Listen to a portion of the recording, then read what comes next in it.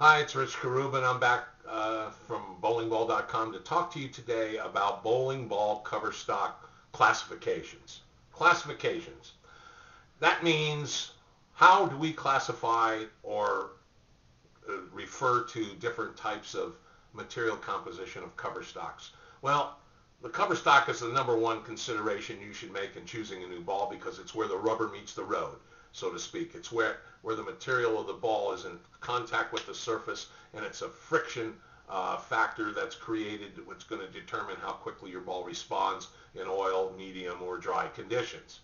Now, in over this past decades, we've developed a number of cover stocks in the industry, manufacturers ranging from the old rubber material to plastic or the polyester material, urethane materials, reactive resin, and subcategories of reactive resin, and particle materials, and even a brief introduction to some glue type or epoxy type cover stocks. So let's analyze them a little more closely.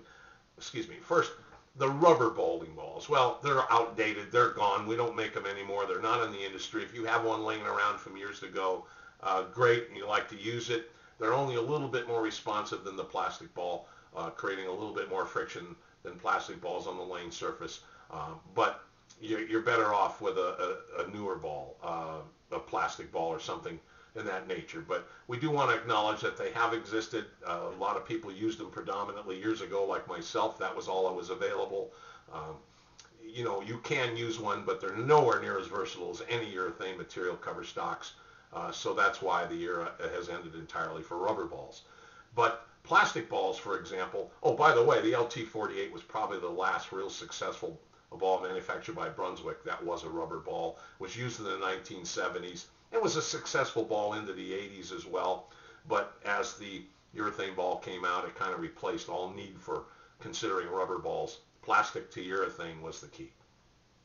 Now, polyester cover stock, or plastic bowling balls as they are. By the way, every bowling ball really is made out of polymers and polyester, polyurethane materials, that is. It's just a question of the blends, the additives, and the type of materials in those polymers and polyurethane products that are used to end up with the type of cover stock that you get. The plastic balls they replaced the rubber balls basically in the 1970s, and they were a dominant ball for that decade. Today they're the least aggressive of all cover stocks offered in the market. They're great for dry lanes. They're great for shooting spares because you can control them on a very dry lane. In fact, sometimes you can use them for strike ball deliveries.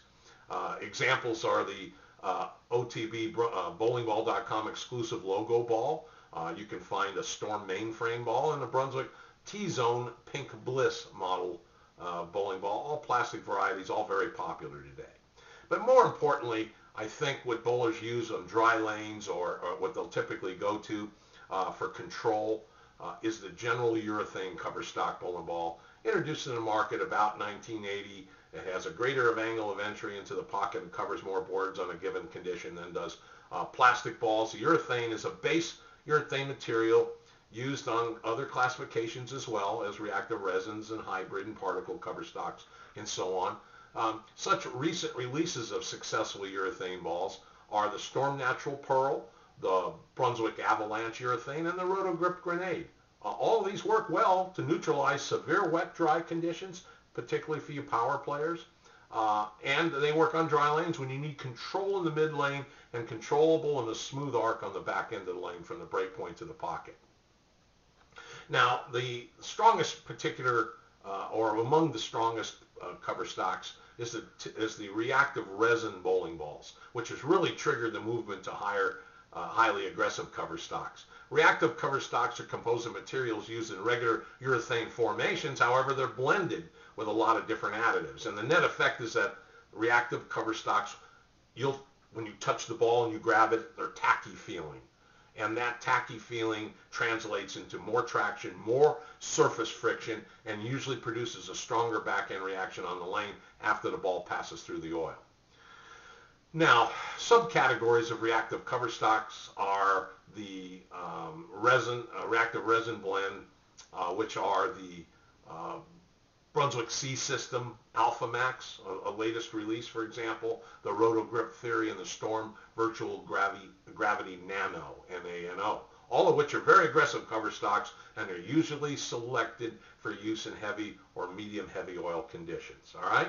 Next, the solid reactive cover stocks. Solid reactives have the greatest amount of microscopic reactive pores in the ball surface, on the surface, compared to the other reactive cover stocks. And the solid cover stocks can come in a polished factory finish or in sanded finishes and with a rubbing compound buffed finish, so the degree of surface friction can be controlled within that subcategory of solid reactive bowling balls. You've got to do a little research into these cover stocks because it makes a difference how much surface friction they create for you. And remember, they're all versatile. You can change them and modify them after you drill a ball if you go to your pro shop with different screening pads. Now, the pearl reactive cover stocks have addition of mica material blended into the cover stocks, and the inclusion of that mica roughens the microscopic pores, causing the ball reaction on dry lanes to be extended in length. So it helps you, the pearl cover stocks, not only are stiffer covers typically, but they help you get more length because of the additives in the urethane. And the reactive pearl balls have the ability to react quickly to high friction parts of the lane, so you can get good skin in the front end and still get good response on the back end of the lane. It also adds some sparkle to the cover of the ball. That's why you'll see pearl balls sparkle. Examples would be the 900 Global Bank Pearl Ball, the Motive Recon RX1 Silver Pearl bowling ball, and the Storm Anarchy. These bowling balls are pearl reactive cover stocks. They're very good on medium dry lanes and medium heavy oil lanes in that range, and you should consider one of those. Now, one of my favorites is the addition of the hybrid reactive cover stocks because of the combination of solid and reactive pearls covers with the purpose of taking advantage of the benefits of both type of cover stocks. Hybrid covers offer mid-lane reaction of a solid and the back-end reaction of a pearl. So you don't get the ball reacting too quickly, responding too quickly in the front end or mid lanes. Just glides down the lane real easy, but still has good power on the back end of the lane. Good response from the break point to the pocket. Now, some new releases are the bowlingball.com bowling balls. Here at our site are the Rotogrip Infinite Theory, the Storm Reign Supreme, and the Motive Cruel C51 models. All of these are versatility of friction matchups on the lane surface that the hybrid cover stocks are designed to give you. I'm very high on hybrid cover stocks because it gives you the control you're looking for. You need to look into them. The particle cover stocks are another successful classification, which is similar to the makeup of reactive balls. And basically the difference again is the microscopic material pieces in the material. They reach through the oil conditioner on the lane, basically making responsive contact with the lane surface. That gives you the friction that you're looking for. There better be a fairly heavy blend or volume of oil on the front part of the lane because the cover stocks might create too much surface friction and burn up their energy too quickly. You want to conserve energy for the back end of the lane, so when there's heavy oil, they dig in quicker and gives you a strong arc, possibly a stronger back end reaction, but it'll fight that front end oil when you're getting too much slide, particularly for you bowlers who are strokers and in-between players. Some examples of this particular particle cover stock ball, recent particle balls and releases of the lane number 1 Time Bomb Blackfire, the lane number 1 Curve, and the Storm Shift. Although it's a little older ball, it was a very good particle ball and accomplished just exactly what we've described.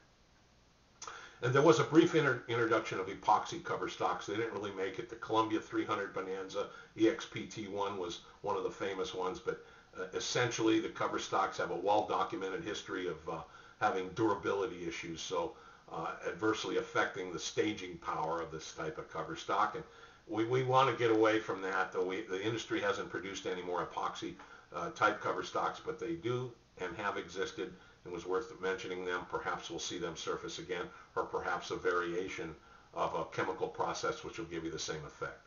Now, manufacturers spend lots of time, lots of years trying to perfect these different cover stock classifications. And where they're smart today is all the surfaces can be altered slightly to change the length potential of the bowling ball, the friction factor on the lane through the given lane oil conditions. So you need to experiment. You need to look into these things. You can use our perfect scale system at bowlingball.com to get some ideas what balls match up best on different oil conditions. We hope some of these tips help you about these classifications, and we thank you for spending some time with us today. Hope this helps.